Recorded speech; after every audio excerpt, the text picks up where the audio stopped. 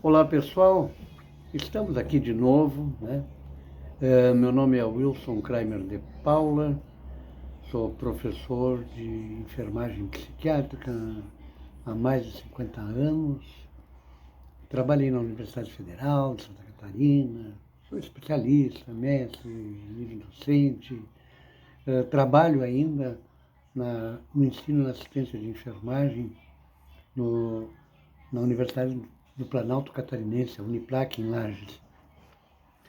Tenho 81 anos e na minha passagem pela Universidade Federal de Santa Catarina, que foi durante 37 anos, eu trabalhei no ensino da psiquiatria, trabalhei na prática assistencial, andei pela Colônia Santana com meus estudantes, pelo Instituto São José, em Florianópolis, em São José, né? Colônia Santana também, em São José. E nunca me interessei, até 1987, em trabalhar com pessoas com dependência química.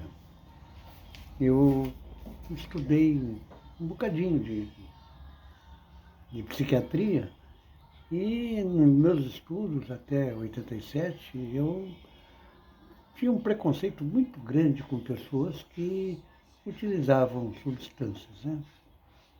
A tal ponto que na prática assistencial, quando eu levava os alunos aos hospitais, clínicas, eu não permitia que eles atuassem, trabalhassem com dependentes químicos. Eu vi os dependentes químicos como pessoas manipuladoras, com defeito de caráter, pessoas que não, eram de risco para os meus estudantes. Eu pensava que eles estavam sujeitos a praticar alguns atos que não seriam instrutivos e adequados no campo de ensino. E assim foi.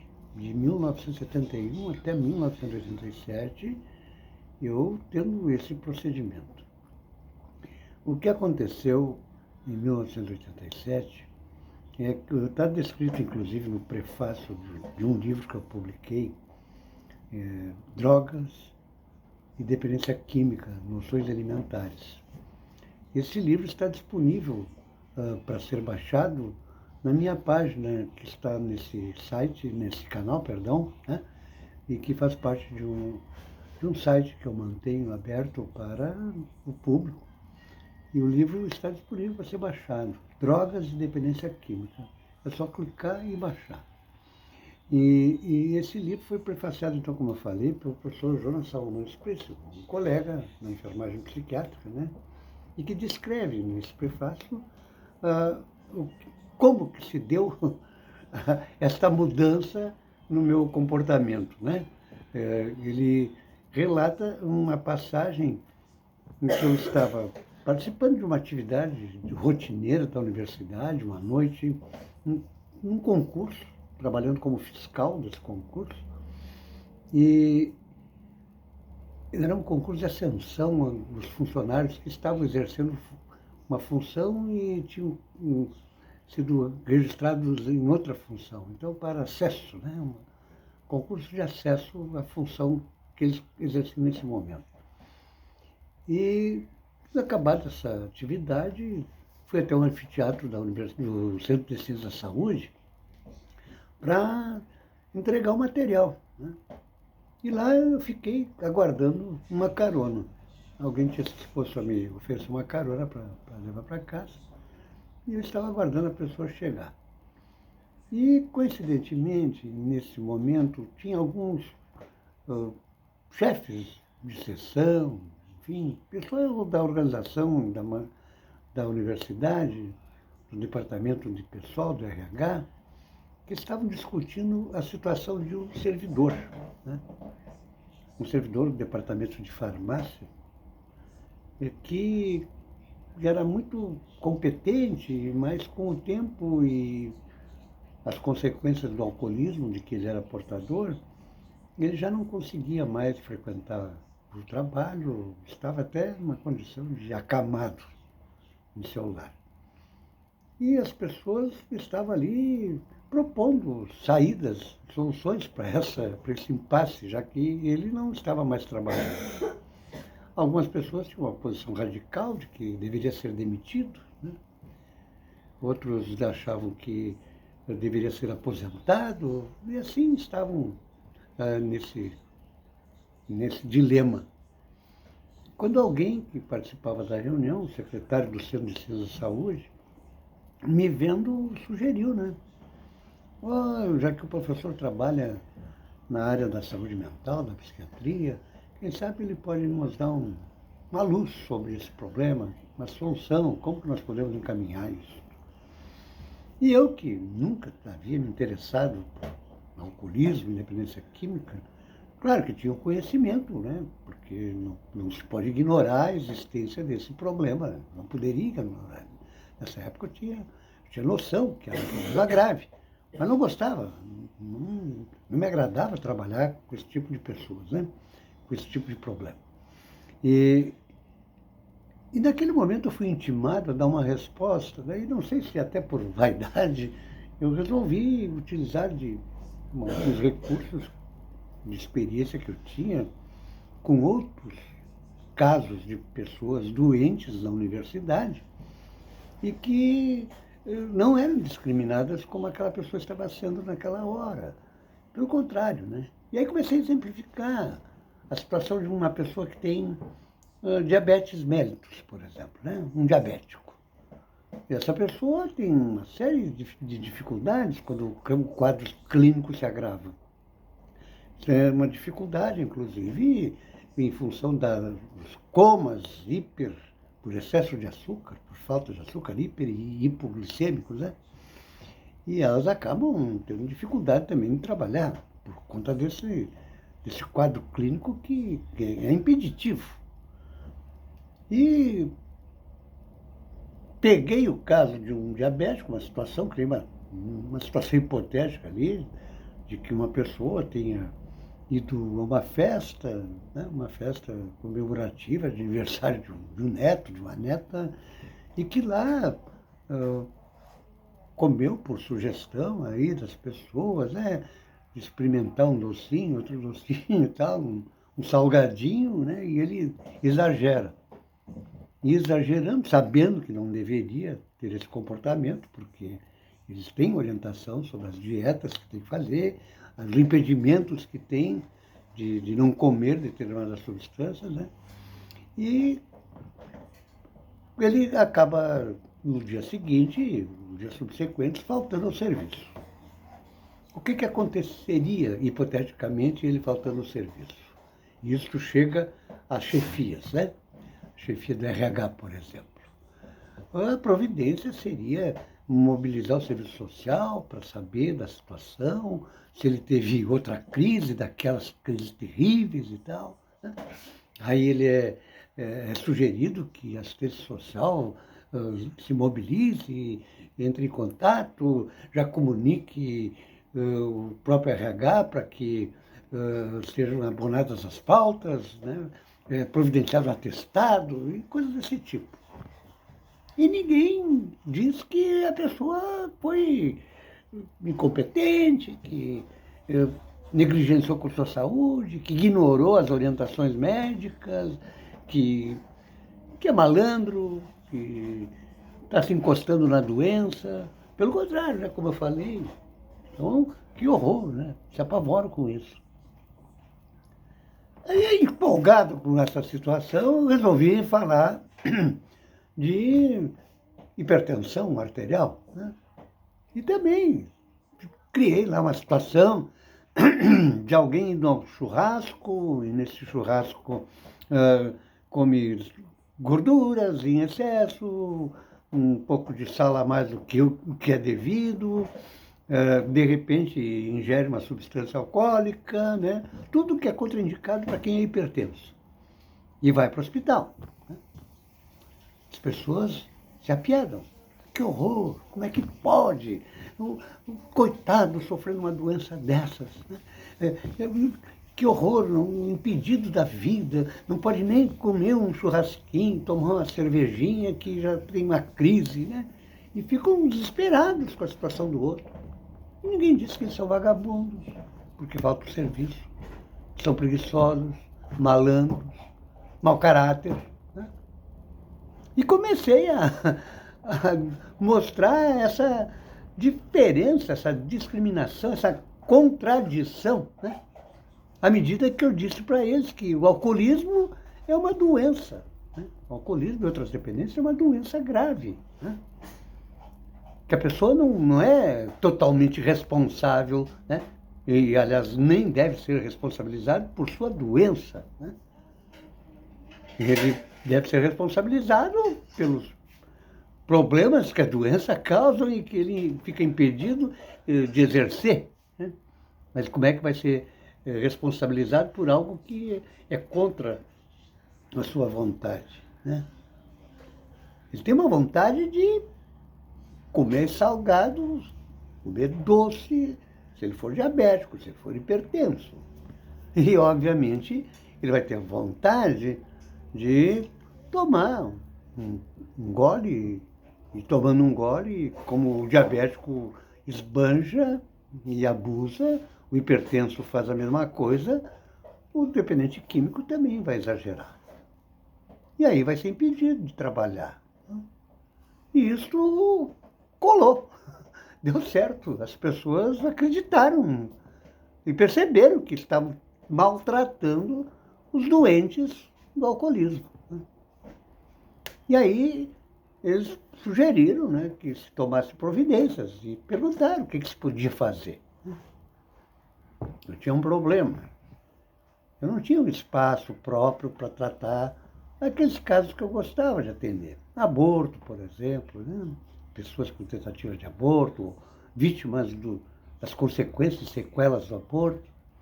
Também atendia pessoas com quadros depressivos, com problemas familiares, conjugais. Né?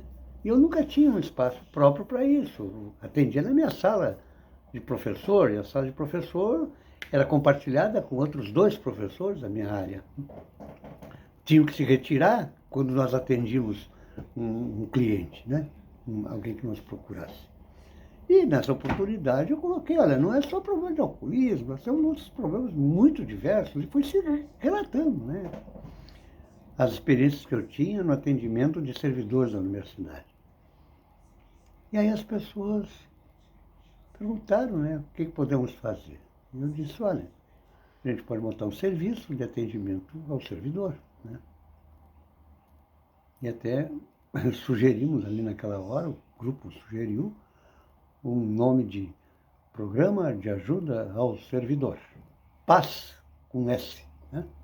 Para apaziguar, com Z, a comunidade universitária que estava sem saber o que fazer com a fila de servidores que ficava no corredor do RH, né, à disposição, porque as chefias estavam desprezando essas pessoas e colocando a disponibilidade do RH para que tomasse providências. E assim nós começamos a nos envolver com o problema das drogas, né? Porque o álcool é uma droga semelhante a qualquer outra droga. É álcool e outras drogas a problemática, né? De uso indevido, é óbvio, né? O álcool é permitido, como o tabaco é permitido, mas devidamente, né? Uma quantidade razoável, que não embriague, né? Ou que não deixe o indivíduo fora do seu controle normal. Então, se ele abusar, obviamente, ele começa a apresentar problemas. E eu abracei essa causa, né? Mas não com tanta vontade assim, né? Porque eu tinha aquele preconceito, né, com os dependentes químicos. Eu achava que era fraqueza, falta de força de vontade, um problema de caráter, né? E aí comecei a me envolver. Um colega trabalhava com alcoolistas, né? Tinha interesse nessa área, assumiu e criou logo um grupo de alcoólicos, né? Servidores que tinham problema com álcool se reuniram a partir de então, toda semana, numa sala de aula, né? Porque era o espaço que ele dispunha, e ali eles discutiam o problema do alcoolismo. E esse isso foi sendo tocado, né? Eu consegui um espaço, tipo um consultório, onde eu pude passar a atender, então, meus pacientes lá, meus clientes em crise, né? Crise de toda a ordem. E assim eu entrei de cabeça nesta questão do alcoolismo e dependência química. Só que o problema foi crescendo, foi se ampliando, né? E eu obrigatoriamente tive que estudar, como tinha muita resistência, tive que pensar em, percebendo que os métodos tradicionais não funcionam, ou funcionam com precariedade, comecei a tentar criar alternativas de assistência, né, com um modelo novo, que não retirasse as pessoas da sociedade, que não as separasse, segregasse, estigmatizasse, né, impedisse de exercício da vida. E aí nós começamos a criar a ideia de um espaço dentro da universidade para tratamento de dependentes químicos. Isso aí foi uma ideia brilhante e que já estava nos nossos sonhos, mas não com alcoolismo e dependência química. Eu pretendia trazer pessoas com problemas de transtorno mental mais graves, né? Esquizofrênicos, pacientes portadores de transtornos depressivos, né? Para que eles se integrassem na comunidade universitária. E como não tinha outro lugar para atender, o único espaço que nós tínhamos era a universidade, passamos a pensar na ideia de criar esse modelo, né, que deu um resultado extraordinário. As pessoas se integrando dentro do espaço universitário com todos os benefícios que uma universidade pode oferecer. A comunidade acadêmica estava bastante comprometida naquela época. Claro que hoje a coisa está muito mais complicada, né? As drogas tomaram uma amplitude que não praticamente estão fora do controle.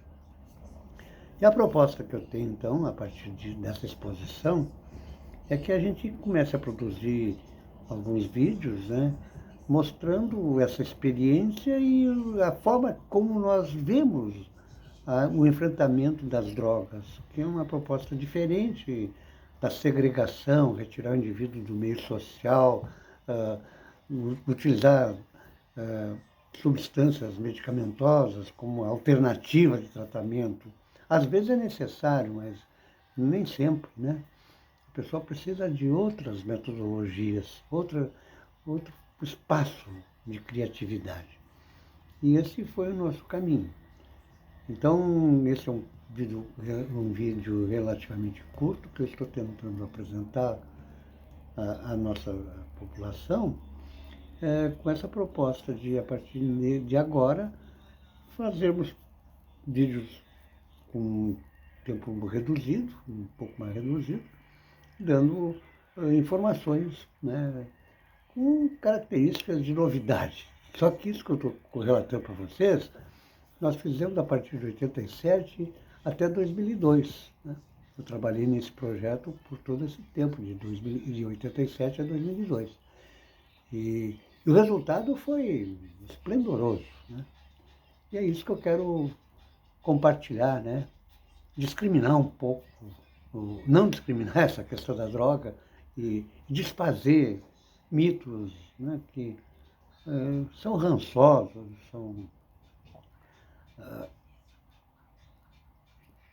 colocam as pessoas numa situação de diferentes, de lesados. Né? Eu tive uma experiência que me mostrou que recuperar não é modificar pessoas, é trazer de volta o que tinha antes. A pergunta que eu geralmente fazia quando um acompanhante chegava trazendo uma pessoa para tratamento é perguntar qual é o perfil dessa pessoa antes das drogas. Então, perguntando à mãe, aos pais, né, como é que esse cidadão, essa cidadã, era antes de usar droga. Porque até então eu pensava, pelas coisas que eu havia lido, estudado, que ele já nasceu com um problema, que trazia até a questão hereditária, né? que ele já era, entre aspas, ruinzinho por natureza. Né? E qual era a surpresa que eu passei a ter? As mães, os pais diziam, professor, a gente não dá preferência a um filho, mas esse era o mais amoroso, esse era o mais querido, o mais chegado, o mais sensível. Claro que havia épocas, momentos que pai e mãe diziam, né? Ah, professor, desde pequeno sempre incomodou, né? Mas isso não era a regra. A regra era diferente. E eu descobri que recuperar é trazer de volta o que tinha antes. Uma pessoa boa, uma pessoa ética. E isto deu certo. Pensar desse jeito foi bom. Foi muito bom para mim, porque eu consegui ajudar pessoas. E foi bom para as pessoas, porque elas descobriram que era possível resgatar aquilo que elas já tinham sido e que não era ruim. Eu hoje pretendo ficar por aqui, né, com a ideia de que nós consigamos, em próximos momentos, conversar mais um pouco. Né? Eu tenho sempre a esperança de recuperação. Os desafios para mim sempre foram muito grandes nessa área. Eu até dizia, quando as pessoas vêm para a universidade, quais são as pessoas que vêm para a universidade para tratamento? São aquelas que não conseguiram resultados positivos em outras formas. Foram os mais difíceis e que se tornaram mais fáceis. Muito obrigado. Até a próxima.